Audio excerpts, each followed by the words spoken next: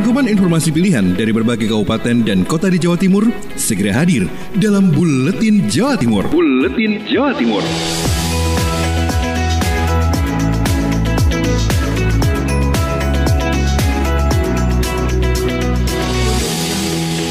Salam jumpa sahabat, kita berada di program Buletin Jawa Timur yang berisi rangkuman informasi aktual dari sejumlah kabupaten atau kota di Jawa Timur, edisi Selasa 23 Maret 2021. Bersama saya Ben Chandra. Kita awali bersama dengan Billy Patopoi, Suara Sidoarjo. Belum menemui kejelasan, pemerintah Kabupaten Sidoarjo akan fasilitasi Delta Mania untuk bertemu dengan pemilik Deltras. Sahabat, belasan Delta Mania melakukan mediasi bersama pemerintah Kabupaten Sidoarjo pada Kamis 18 Maret. Mediasi ini untuk mencari kejelasan Deltras yang saat ini dalam kondisi terpuruk. Delta Mania ingin pemerintah Kabupaten Sidoarjo untuk memajukan Deltras yang dulu sempat sukses di tanah air. Dalam kesempatan ini, Subandi, Wakil Bupati Sidoarjo bilang, pemerintah Kabupaten Sidoarjo saat ini tidak bisa terlalu ikut campur dalam pendanaan. Hal ini dikarenakan Deltras saat ini sudah berstatus PT. Di Sidoarjo sendiri, selain Deltras, juga ada tim sepak bola lain yang perlu mendapatkan perhatian, yaitu Persida.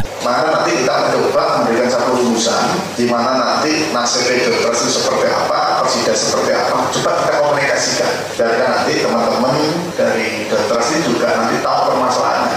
Itu Pak, nanti kita buka semuanya. Cuma saya ingin pemilih itu harus ada. Jangan nanti yang datang itu hanya dari teman-teman, ternyata pemilihnya ada. Nanti kita buka semua.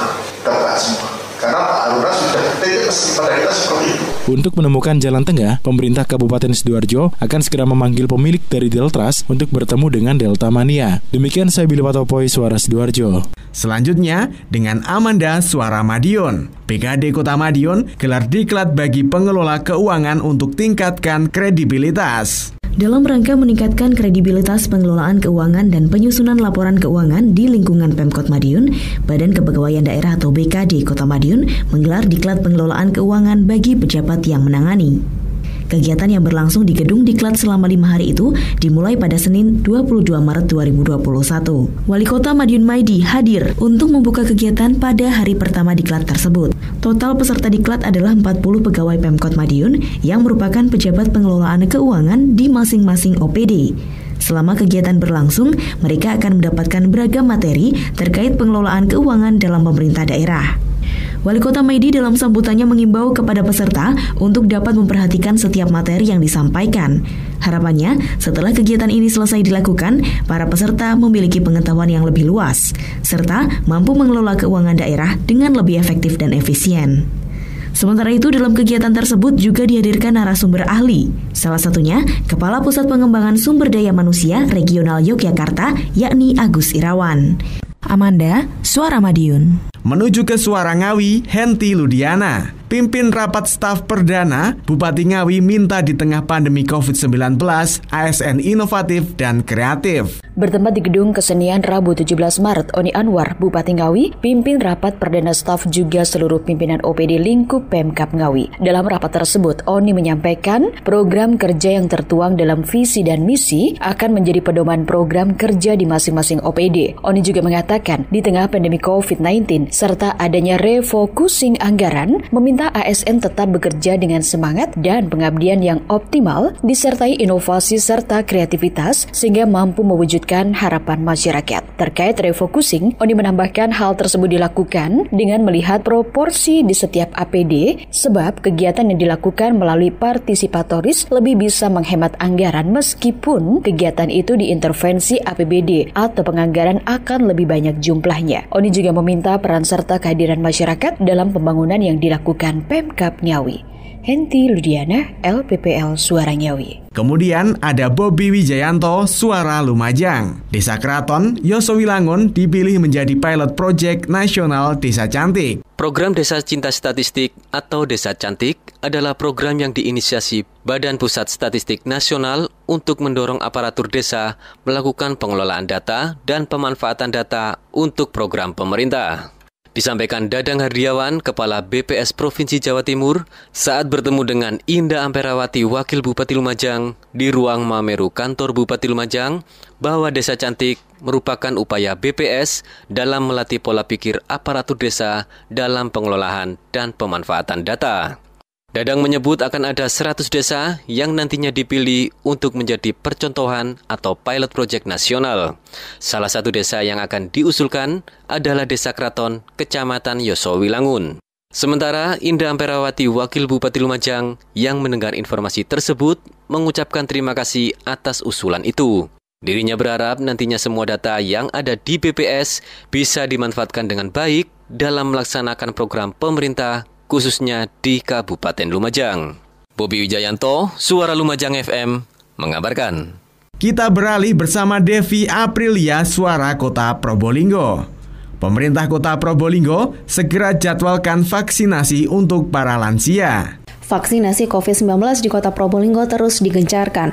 Untuk memastikan vaksinasi berjalan dengan lancar, Senin siang kemarin Wali Kota Probolinggo Habib Hadi Zainal Abidin memantau 2 lokasi penyuntikan, yakni di markas PMI dan juga di Puri Manggala Bakti kantor Pemkot Probolinggo. Di lokasi pertama, PMI melayani vaksinasi untuk kelompok guru. 2 hari terakhir PMI sudah menyuntik sekitar 200 guru yang ada di kota, dan sisanya masih akan terus dijadwalkan. Sementara itu di Puri Manggala Bakti, ini juga menjadi sasaran titik pemantauan Habib Hadi. Ia melihat pelaksanaan vaksinasi massal yang akan berlangsung selama sepekan mendatang untuk ASN di lingkungan Pemkot Probolinggo. Menurutnya, untuk kelompok lansia, nanti sasarannya sekitar 21.000 orang akan dilaksanakan akhir Maret atau awal April. Karena pelaksanaannya berbasis fasilitas layanan kesehatan atau Fasyankes, dan sementara ini tim Fasyankes masih fokus dalam vaksinasi massal. Setelah massal dilakukan, selanjutnya akan dilakukan kepada sasaran lansia yang akan dilakukan di masing-masing puskesmas. Devi Aprilia, Suara Kota Probolinggo. Selanjutnya kita ke Suara Pasuruan, Yoga Pratama. 59 warga terdampak banjir bandang Gempol akhirnya direhab. Sebagai kelanjutan dari penanganan terhadap korban banjir akibat bencana banjir bandang yang terjadi di Desa Kepulungan, Kecamatan Gempol awal Maret lalu, pemerintah Kabupaten Pasuruan kembali mendistribusikan bantuan. Irsat Yusuf, Bupati Pasuruan, menyerahkan bantuan stimulan untuk biaya perbaikan rumah rusak yang diserahkan secara simbolis 8 orang penerima di Balai Desa Kepulungan. Menurut Irsat Yusuf, bantuan yang diberikan kepada masing-masing rumah tidak sama karena harus disesuaikan dengan tingkat kerusakan rumah yang dialami. Program rehab rumah warga ini didanai oleh Pemkab Pasuruan melalui BTT, biaya tidak terduga, dengan total anggaran mencapai Rp661.662.000. Lajeng pemerintah melalui dinas-dinas niki saged bantu sesuai dengan aturan dan kebijakan kula.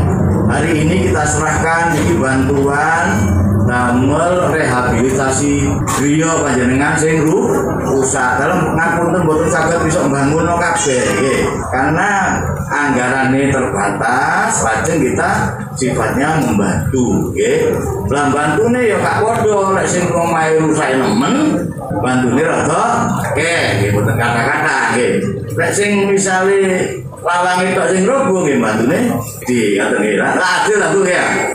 Yoga Pratama, Suara Pasuruan. Kemudian menuju ke M. Mahruzar Iskandar, Suarang Gresik. Bupati Gresik ajak pegiat media sosial Kabupaten Gresik tingkatkan pelayanan masyarakat. Bupati Gresik, Fania Madjani, mengajak para pegiat media sosial di Kabupaten Gresik untuk meningkatkan pelayanan masyarakat dalam penyajian data serta informasi pembangunan, sehingga masyarakat dapat menyampaikan keluhan dengan mudah. Forum komunikasi yang dilaksanakan di Ruang Putri Mijil di Pendopo Kabupaten Gresik dikemas dalam suasana silaturahim. Gus Yani mengatakan, di era digital saat ini, pengaruh media sosial sangatlah kuat dan memiliki peran penting dalam mendukung pembangunan Kabupaten Gresik. Seluruh OPD yang ada, karena berbasis kinerjanya berbasiskan data.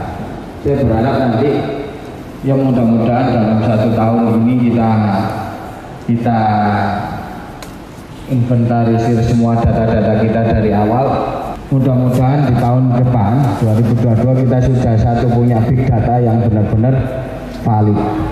Ini ya tidak mudah buat kami, tetapi kami yakin dengan mitra teman-teman media sosial yang ada di Kabupaten Gresik ini, kami insya Allah yakin mampu 2022 itu punya satu big data yang benar-benar di dalamnya seluruh masyarakat Kabupaten Gresik.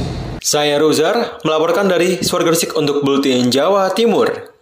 Informasi selanjutnya dari Ninda Alivia Persada FM. Pemkab Blitar usulkan ribuan pegawai pemerintah dengan perjanjian kerja atau P3K formasi tenaga pendidik. Sejak mulai mewabahnya COVID-19, kegiatan olahraga terhenti. Meski kegiatan olahraga hingga saat ini masih vakum, Dinas Pariwisata Budaya, Pemuda dan Olahraga Disparbudpora Kabupaten Blitar melalui Kepala Bidang Pemuda dan Olahraga Eko Yudi Prasetyo berpesan kepada seluruh pegiat olahraga ataupun atlet agar tetap berlatih secara mandiri. Menurutnya olahraga mandiri menjadi pilihan yang saat ini harus dilakukan, mengingat ada pembatasan sosial sehingga harus menjaga jarak dan lain-lain. Selain itu, turnamen yang sifatnya menghadirkan massa atau mempertemukan banyak orang sementara juga masih vakum, pihaknya memahami situasi para pegiat olahraga namun semuanya harus menahan diri demi kesehatan bersama. Diyakini pandemi akan segera berlalu sehingga event-event bisa digelar kembali. Kita paham lah situasinya seperti ini, semua juga harus menahan diri terlebih dahulu, namun saya pesan ke teman-teman atlet, teman-teman pegiat olahraga untuk tetap semangat, tetap berlatih secara mandiri. Insya Allah pandemi akan segera berlalu. Yudi menambahkan sejauh ini prestasi olahraga di Kabupaten Blitar sudah lumayan, terbukti dari tahun ke tahun prestasi selalu meningkat. Terakhir di ajang Porpros Jatim peringkatnya sudah mulai diperhitungkan. Ninda Alivia, Radio Persada FM Blitar. Menuju ke Kirana Nisa, Mahardika FM. 198 CPNS Kota Blitar mengikuti penekanan tugas dan orientasi dari Wali Kota Blitar. Wali Kota bersama Kepala Badan Kepegawaian Daerah BKD Kota Blitar melakukan penekanan tugas dan pembukaan orientasi calon pegawai negeri sipil CPNS Kota Blitar tahun 2021 melalui virtual. Kegiatan dilaksanakan di ruang kerja Wali Kota Senin 22 Maret 2021. Santoso Wali Kota Blitar mengatakan penekanan tugas sekaligus pembukaan orientasi bagi CPNS ini merupakan upaya pemerintah Kota Blitar untuk memberikan dorongan sekaligus motivasi bagi CPNS formasi 2019. Menurut Santoso, melalui kegiatan ini diharapkan mampu membentuk karakter CPNS yang beretos kerja keras, tekun, dan disiplin di lingkungan organisasi perangkat daerah OPD Kota Blitar. Sementara itu, Suyoto, Kepala Badan Kepegawaian Daerah BKD Kota Blitar mengatakan, sebelum melaksanakan pendidikan dasar menuju PNS 100%, maka dilaksanakan orientasi tugas dengan tujuan memperkenalkan birokrasi di pemerintah, manajemen pemerintahan, keuangan, dan lainnya. Suyoto menambahkan orientasi CPNS 2019 ini dimulai tanggal 22 hingga 25 Maret 2021 dan diikuti 198 peserta. Kirana Nisa, Mahardika FM. Kemudian kita ke Mega Kristi RGR FM Tulungagung. Verifikasi AP tahun 2021. Bertempat di Pendopo Kongasarum Kusumaning Bongso, Kabupaten Tulung Agung, diadakan verifikasi Anugerah Parahita Eka Praya atau AP yang diselenggarakan oleh Kementerian Pemberdayaan Perempuan dan Perlindungan Anak KPPPA. Pemaparan dan verifikasi yang dilakukan pada kali ini secara daring dengan menggunakan media video conference. Kegiatan pada hari tersebut dihadiri sekitar 30 orang yang terdiri dari kepala OPD, pelaku dunia usaha, LM, dan perguruan tinggi. Dalam paparannya, Bupati Tulung Agung Dr. Andes Marioto Biro MM menyampaikan presentasinya tentang jumlah penduduk Kabupaten Tulung Agung tahun 2020 sebanyak 1 juta lebih jiwa dengan jumlah penduduk laki-laki sebesar 50,23% dan penduduk perempuan sejumlah 49,77%. Selain itu, Bupati juga memaparkan tentang capaian Indeks Pembangunan Manusia dan Indeks Pembangunan Gender yang ada di Tulung Agung. Selanjutnya, Bupati memaparkan tentang program unggulan responsif gender di bidang pendidikan, ekonomi, infrastruktur, dan pelayanan publik. Terdapat juga inovasi Public Safety Center yang melibatkan lintas sektor untuk mendekatkan pelayanan kepada masyarakat dengan penanganan cepat, tepat, akurat, dan aman. Terakhir, Bupati menutup presentasinya dengan menunjukkan beberapa penghargaan yang telah diterima Kabupaten Tulung Agung selama tahun 2019 hingga 2020. Saya Mega Kristi, 90,1 RGR FM Tulung Agung. Dan informasi terakhir dari Ersal Nganjuk Agustin Merdekawati. Pilih gelar USP daring di sekolah. Sejumlah siswa SMA SMK di Nganjuk mengikuti ujian Satuan Pendidikan atau USP daring sejak tanggal 15 Maret 2021. Meski ujian dilakukan secara daring, SMA dan SMK di Nganjuk kompak menggelar USP di sekolah dengan alasan untuk mengoptimalkan pengawasan dan memastikan kejujuran siswa. Kacab Distrik Provinsi Jawa Timur Wilayah Nganjuk Edi Soekarno mengungkapkan, dengan pelaksanaan ujian daring di sekolah, pihaknya relatif tidak menemukan kendala dan pihaknya melakukan monitoring keliling sekolah. Dan ujian daring dilakukan dari rumah masing-masing. Ujian opsi di sekolah dipilih untuk memastikan kejujuran siswa. Faktor lainnya, tidak semua siswa memiliki gawai untuk mengikuti ujian. Belum lagi ada siswa yang tinggal di daerah dengan jaringan internet tidak stabil. Dengan berbagai kondisi tersebut, akhirnya diputuskan untuk menggelar USP secara daring di sekolah. Dalam kondisi pandemi COVID-19, pelaksanaan ujian di kelas 1 di laboratorium sekolah tetap dibatasi dengan cara bisa bergantian ataupun sistem shift. Dari Agustin Merdekawati, Suara Anjuk Ladang Nganjuk. Demikian sahabat, beberapa informasi sudah kami sampaikan dalam Buletin Jawa Timur edisi Selasa 23 Maret 2021. Tetap terapkan protokol kesehatan secara ketat. Saya Ben Chandra undur diri dan sampai jumpa.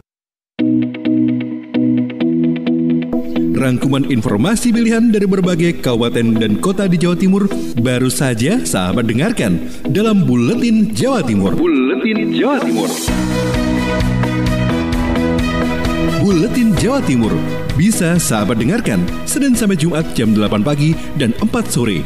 Disiarkan serentak di Lembaga Penyiaran Publik Lokal Suara Sidoarjo, Persada Kabupaten Blitar, Mardika Kota Blitar, Ralita Pamekasan, Suara Sampang, Suara Kota Probolinggo, Suara Lumajang, Suara Pasuruan, Blambangan Banyuwangi, Wika Mojokerto, Suara Gresik, Pradia, Suara Tuban, Malawapati Bojonegoro, Ersal Nganjuk, Suara Madiun, Suara Ngawi, Suara Pacitan, Praja Angkasa Trenggalek, Magetan Indah, dan RGR Tulungagung.